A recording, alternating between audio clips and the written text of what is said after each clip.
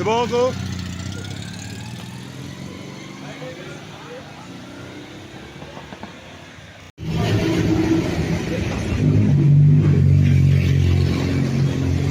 La première, elle est en bas. Attention. Go, go. 39 est devenu la 205. C'est donc Arnaud, Xavier Vandermeulen, Thierry Denon, Jordan Donnet, Thomas Gustin. Alors que le départ est donné, Vincent, je vois la parole. Merci mon cher Sam, effectivement c'est parti pour cette joute, c'est parti pour eh bien maintenant 24 heures de course.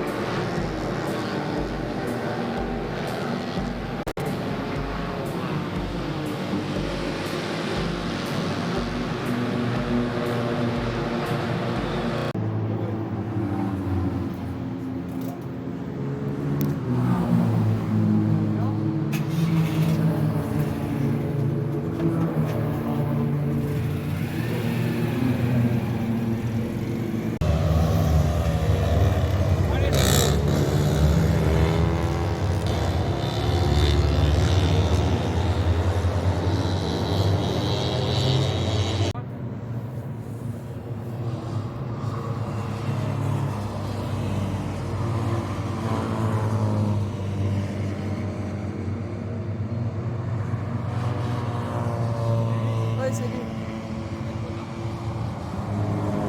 Allez, Jeannot!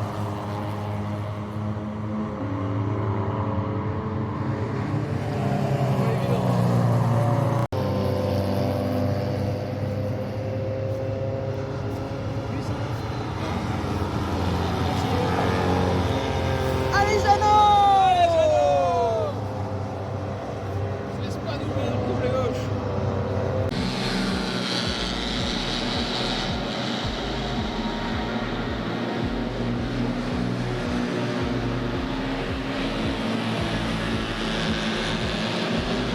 On a les 4 secondes, donc la stratégie sera bien différente.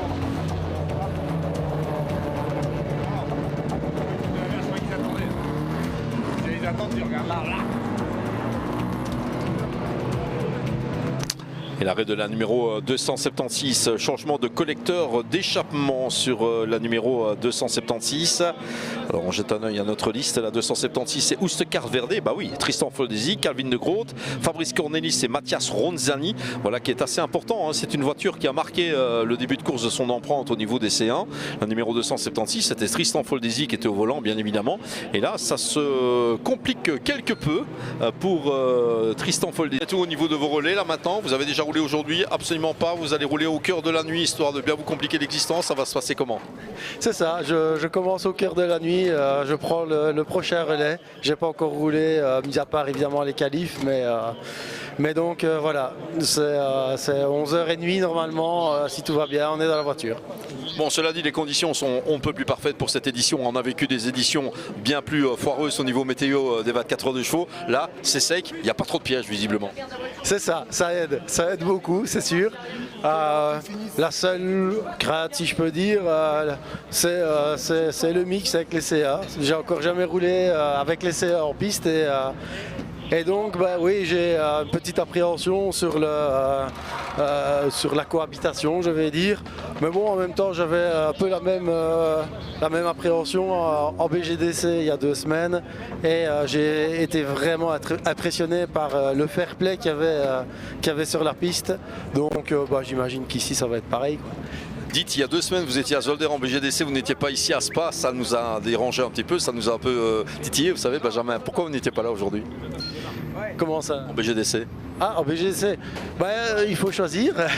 Là aussi, je dois remercier quelqu'un, c'est Olivier Meurens, qui m'a un peu sorti du lit, si je peux dire. Et donc, on s'était dit de toute façon avec la Clio, si on revenait. Marqué au volant que pour la numéro 60, dont on n'a pas le pilote pour l'instant, Visebois, ça roule.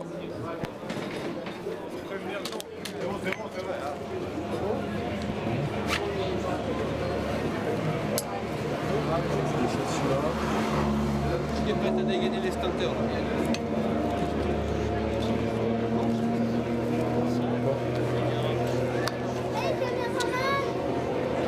Tire vers l'eau, ça t'arrive ça. Tire vers l'eau.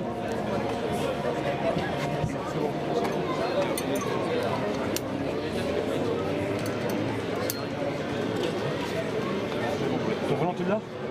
Oui, il arrive. Ah.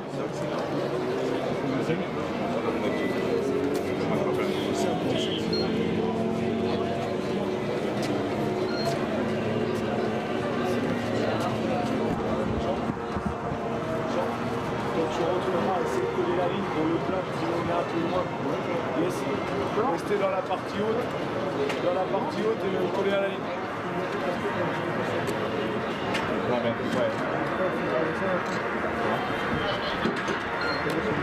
Michel, on peut en revenir. Dis tout le rétro. Dis-moi tout le rétro. C'est bon?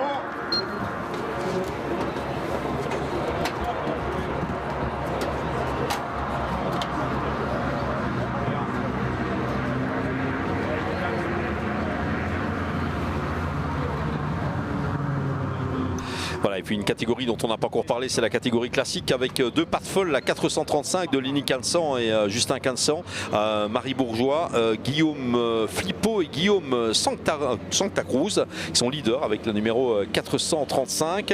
La 2e place pour la numéro 13, la voiture de la formation Méhari de Chevaux Passion Racing Team avec Amandine Sailly, avec Bernard Rousse, avec Olivier Moiti et avec Samuel Chenier.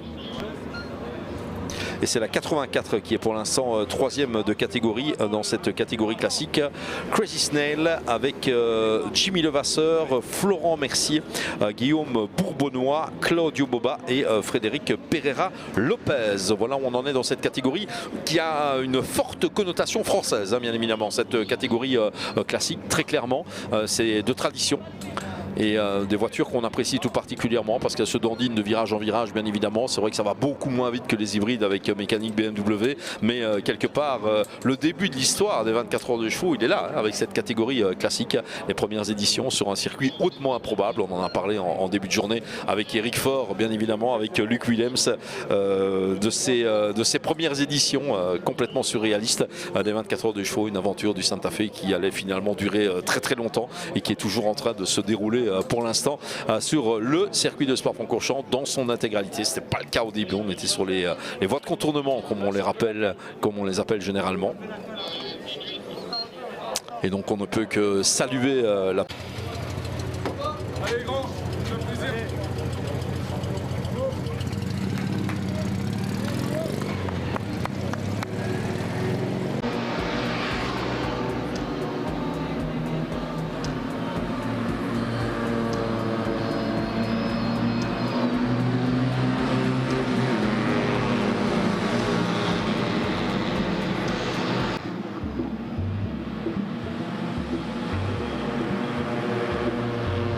Toujours les mêmes positions au niveau du classement général avec la 70 CGS Racing Team avec Mathieu Detry au volant qui se trouve au niveau du 2e pointage intermédiaire devant la numéro 6, le Racing Team ordonné et la JMC Lyon et de cette nouvelle tribune. Et je peux vous annoncer que nous allons avoir quelques informations prochainement sur ce qui s'est 10, 1, 55, 22, 17, 5 pour les premières positions au niveau des deux chevaux. Et au niveau des séances, c'est la 266 de Kenny Hermans qui est toujours bel et bien en tête avec 269 tours parcourus. Et il ne compte que quelques petites minutes, à 1 minute 50 d'avance seulement sur Andy Gaban et la numéro 228. Et que l'on a sur les images du live, notre ami Jean-Loup de Marteau qui supervise le déchargement. Jean-Loup qui est bien connu évidemment dans la pit lane, qui supervise le déchargement de la 535, je présume.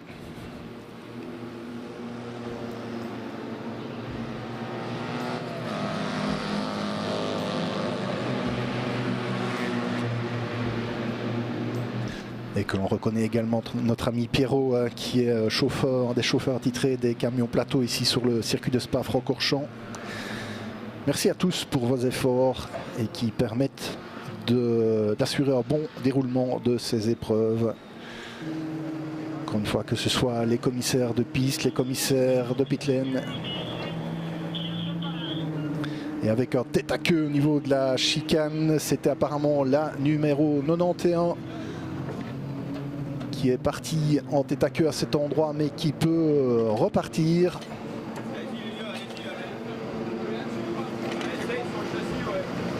Et que le leader vient à nouveau de passer sous la cabine speaker, 283 tours.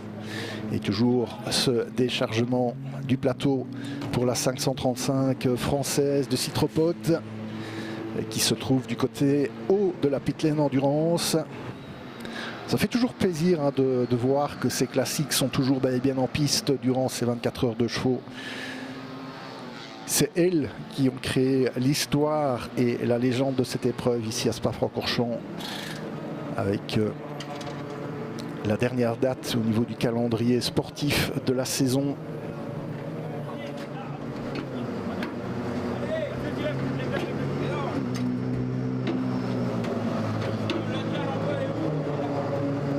Avec ce souvenir de ces deux poils qui participaient tout d'abord à des courses sur la moitié haute du circuit depuis les Combes jusqu'au raccordement, puisqu'à l'époque le circuit n'était pas encore permanent et donc était constitué à moitié de routes ouvertes et d'une section fermée à la circulation, la nouvelle section. Que les voitures à l'époque qui avaient des stands au niveau des Combes sous chapiteau descendaient la piste avant de remonter par le chemin des ambulances, comme on l'appelait à l'époque. Et puis avant de pouvoir revenir du côté endurance avec une piste à double sens délimitée par des blocs de sécurité, avec un demi-tour au niveau du raidillon notamment. C'est cela, l'histoire de ces 24 heures de chevaux, avec ces classiques, tels la numéro 535 à l'image, sur laquelle il va également falloir mécaniquer.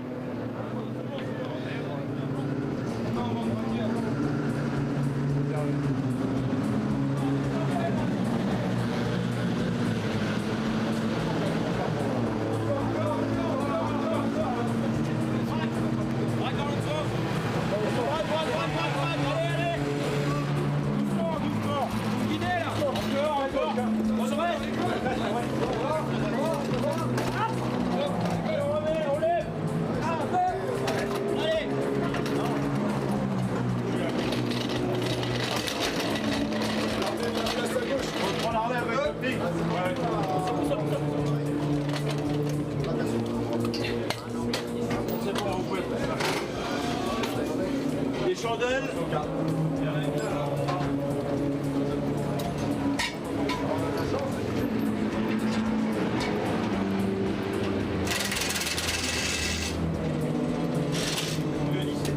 Vous voyez ce qu'il faut pour Camille.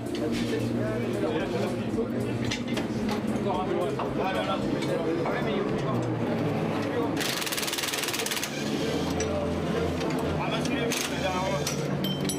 Encore un peu, Michel. Mignon. C'est bon. Mignon. C'est bon, c'est bon, c'est bon, c'est bon.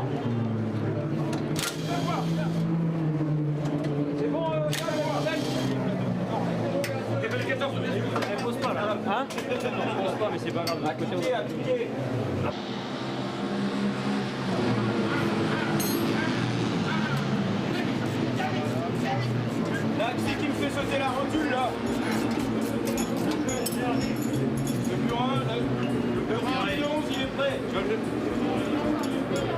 Et la copie du carbone.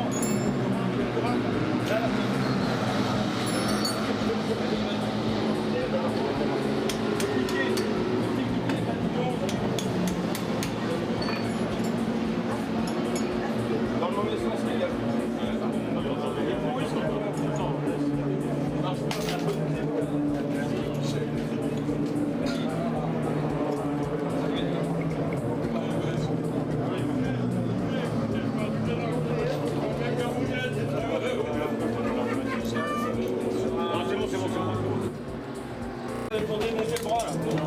Non, l'autre. Il y a la goupille, il y a enlevé. Ça y est, elle est enlevée, Tire sur l'échappement. Ça fait son brûlé.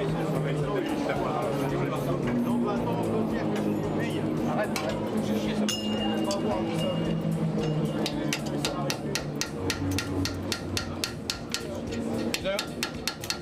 Tiens, t'enlèves le carton après la nuit, elle est chiante. L'épingle du pot. L'épingle du pot de suspension.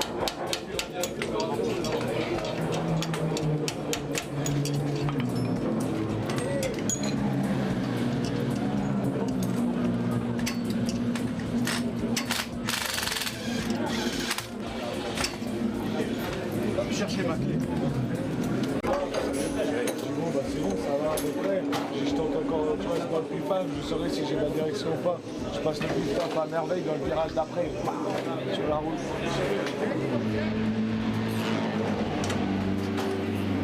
Ouais.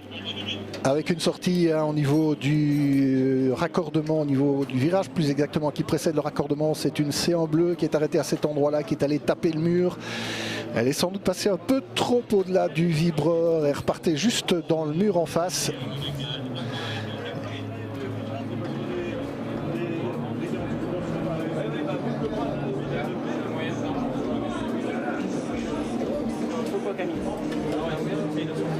Attends.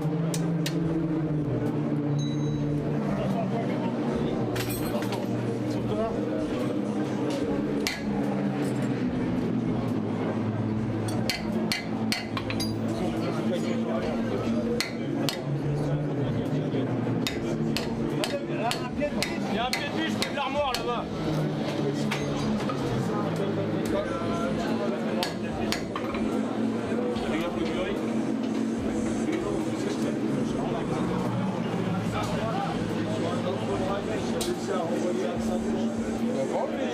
Putain, c'est pas le bordel. C'était pas possible, tu vois, on était complètement partis.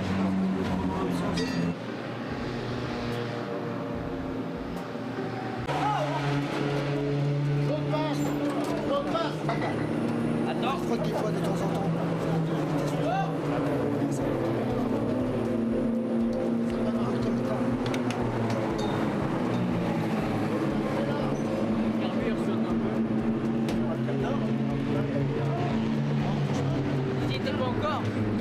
Ah non, on le lève avant. Tout simplement. D'accord.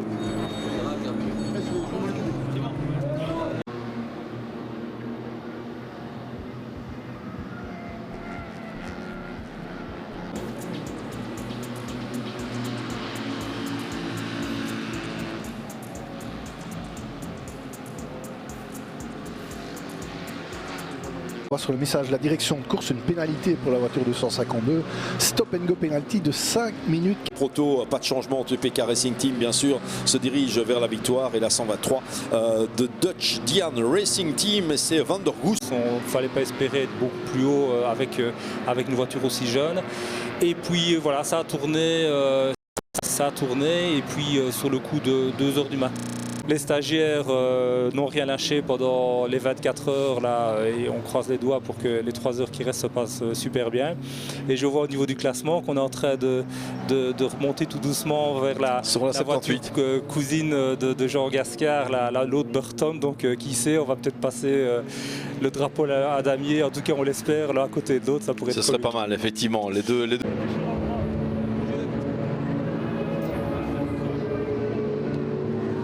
On met la roue, on rentre dans le stand.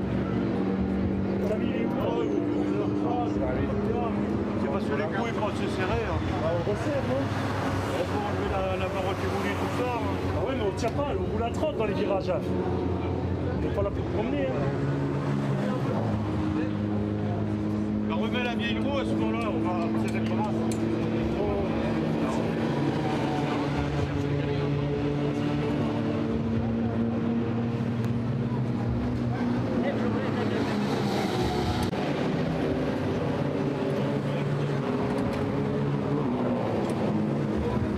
Et la 237, c'est la AJ Racing Box 237 de Frédéric Hausen, Philippe Mozon, Olivier Muraille et Arnaud Bopa. Cette voiture est arrêtée au niveau du double gauche. On ralentit, on rappellera qu'elle a fait une pirouette également. Virage numéro 10 pour cette auto de l'équipage Racing Box qui est excellente, 4e du classement général de chevaux avec la 55, pilotée par Christopher Abrahams pour l'instant. Ça passe un peu moins bien effectivement, aventure avec la numéro 237 un peu moins réussie pour l'instant et ça dure depuis un certain temps d'ailleurs. Stop and go de 10 secondes pour la numéro 560.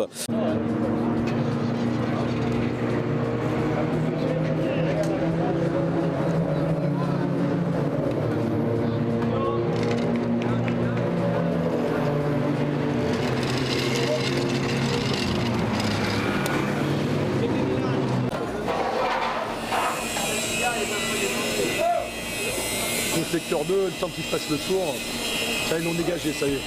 Il est sorti de la Allez, drapeau vert, c'est reparti dans cette course. 2h40 minutes encore à parcourir pour les concurrents d'édition 2022 des 24 heures de chevaux C1.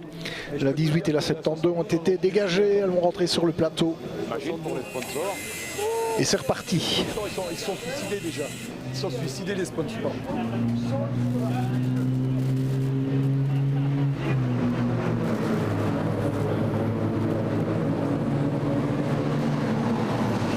À 2h40 de la fin de cette épreuve, effectivement 13h47 sur le circuit de Spa-Francorchamps avec des tribunes qui comptent un certain nombre de spectateurs pour un dimanche et 24 heures de chevaux. C'est très très bien, bien évidemment. On sait que vous êtes assez nombreux à vous balader autour du circuit, notamment pour apprécier le spectacle au niveau de la pit lane. C'est un vrai spectacle à elle seule, cette pit lane, bien évidemment. Ça mécanique sur pas mal de voitures.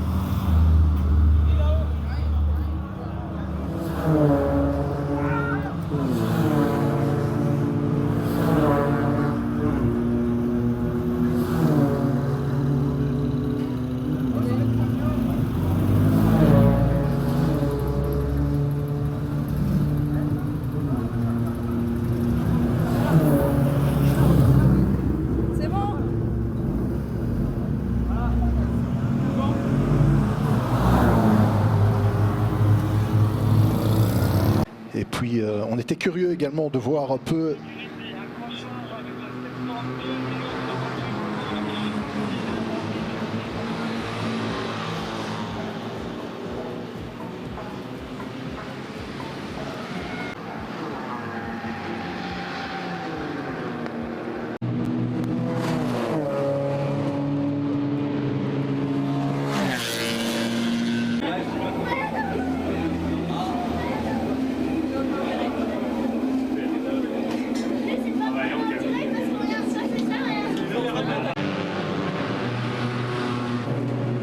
une prise de notes. Ce sera aux alentours de 17h15, 17h30 Ah là si là tout là. va bien.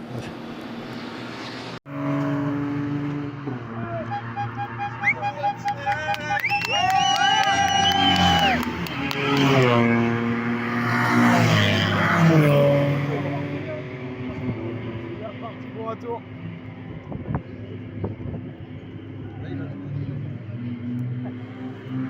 Jackson! Ah ouais!